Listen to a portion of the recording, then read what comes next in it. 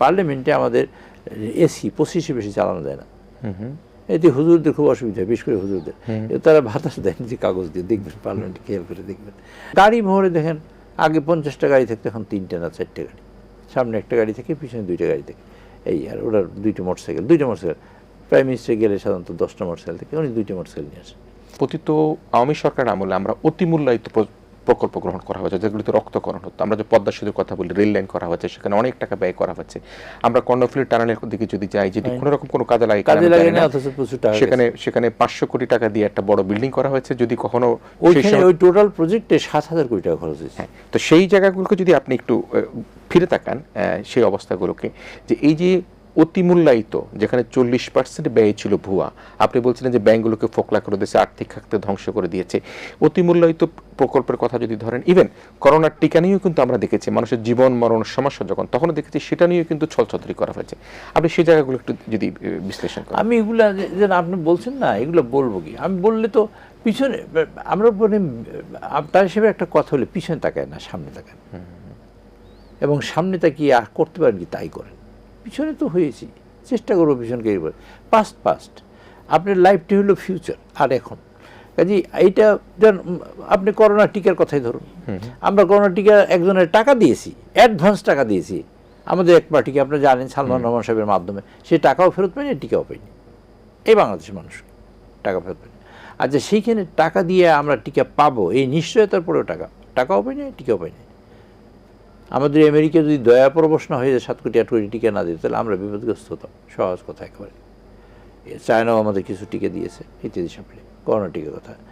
আর অতিমূল্যায়িত project আপনি দেখেন, তারেক রহমান সাহেবের আজকে 2 মাসের বয়স, 2.5 মাস বয়স, 2 মাস 10 দিন। এর মধ্যে অতিমূল্যায়িত প্রজেক্ট আমরা তারেক সাহেবের একটাও নেন। যা মানুষের প্রয়োজন কেবল সেই প্রজেক্ট নিচ্ছেন উনি।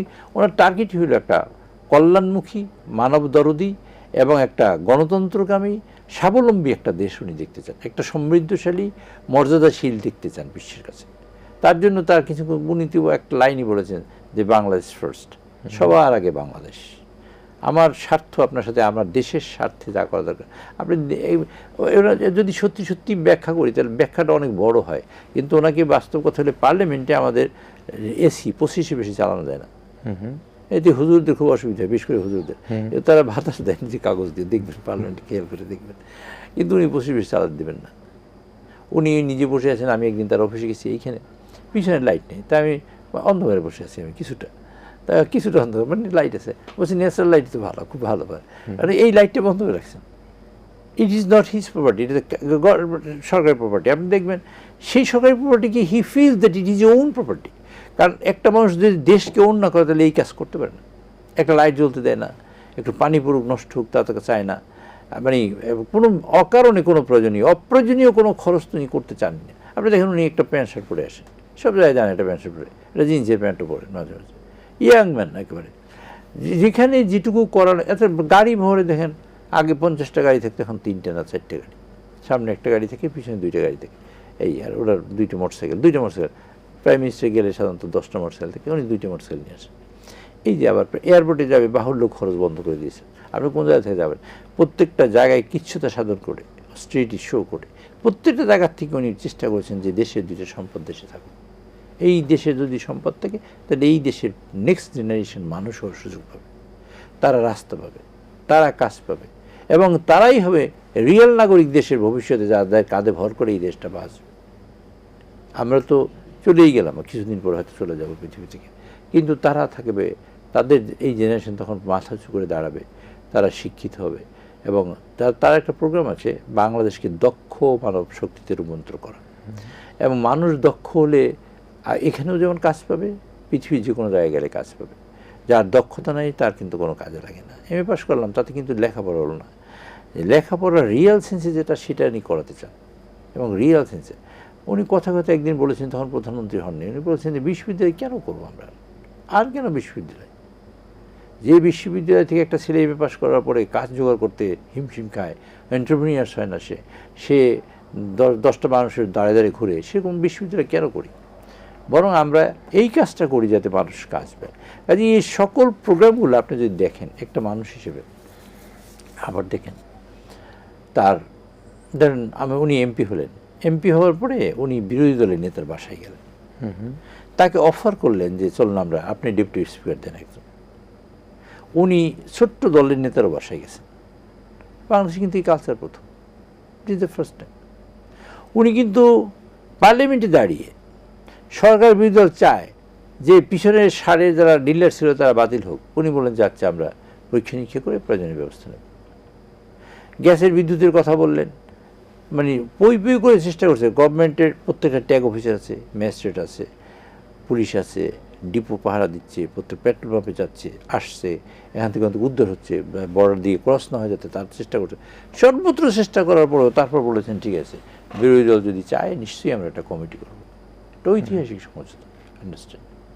বিরোধী দল বাইরে মাঠে অনেক কিছু, মাঠে তো মানুষ অনেক কথাই বলে, মাঠের কথা আর পার্লামেন্টের কথা এক কথা না। তো পার্লামেন্টে কিন্তু উনি আবার আরও একটা জিনিস দেখেন, অ্যাজ প্রধানমন্ত্রী এই আজকের এই সেশনে আজকের দিন পর্যন্ত উনি একদিন আসেন নাই, বগুড়া গেছিলেন সেজন্য। আর সকল সেশন ক্যাবিনেট মিটিং সব কটাই করেছেন এই পার্লামেন্টে রাত 8টার পরে। সেদিন 8টায় পার্লামেন্ট শেষ করে 8:30টায় শুরু করেন ক্যাবিনেট মিটিং, যা 2 ঘন্টা শেষ করেন। এই যে একটা কাজ, যে ডেমোক্রেসিকে ভ্যালু দেওয়া এবং উনি পার্লামেন্টে বসা, পার্লামেন্টে কাজ করা, বিষয়গুলো পার্লামেন্টে তুলে ধরা এবং সবাই পার্টিসিপেট করে সে ব্যবস্থা করা, সবাই হাজির হোক, তা থাকুক সেটা শেখা। আবার 292 নতুন তাদের ব্যাপারে বারবার মানে আমাকেও তাগিদ দেওয়া যে আপনি কী করলেন, কদ্দূর আগালেন। এমনকি কালকেও একটা আমাদের সর্বদলীয় মিটিং আছে, মানে সংসদীয় কমিটির মিটিং।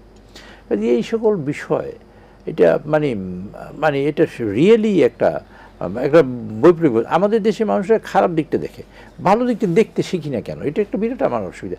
ধরুন উনি প্রথম, আমরা সংসদীয় দলের কমিটি করলাম, মিটিংয়ে বসলাম, আমরা বসছি মিটিং শেষ হলো, আমরা নির্বাচিত করছি প্রধানমন্ত্রী যে সংসদীয় দল মিটিং আমরা করেছি।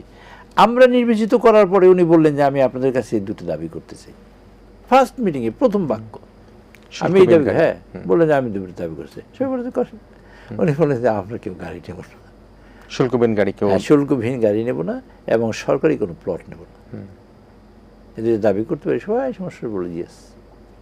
সেদিন দেখলেন হাউজে সেটা এখন বিরোধী দল বলছে যে আমরা নেব না। এই যে আমরা একটা সমঝোতায় পৌঁছছি, দেশের সম্পদ আমরা কোনোভাবে বেহাত হতে দেব না। এখন আবার দেখেন 3 মাসের জন্য গাড়ি কেনা বন্ধ, সকল গাড়ি কেনা বন্ধ করেছে। যেখানে যেগুলো আছে যার সরকারি আমলারা অনেক টাকা পায় গাড়ির জন্য, মানে নেয় সাধারণত, উনি বলছে যে টেম্পোরারিলি আপনারা এটা নিয়েন না, কারণ আমাদের দেশটা বাঁচানো, দেশ ইজ ফার্স্ট। সেই ক্ষেত্রে আমরা যতটুকু পারি, আমাদের একটা ছোট্ট দেশ, আমাদের কম সম্পদের একটা দেশ, আমাদের জিডিপি কম, আমাদের মানে সব মিলিয়ে সব কিছু কম, আবার ট্যাক্স রিটার্ন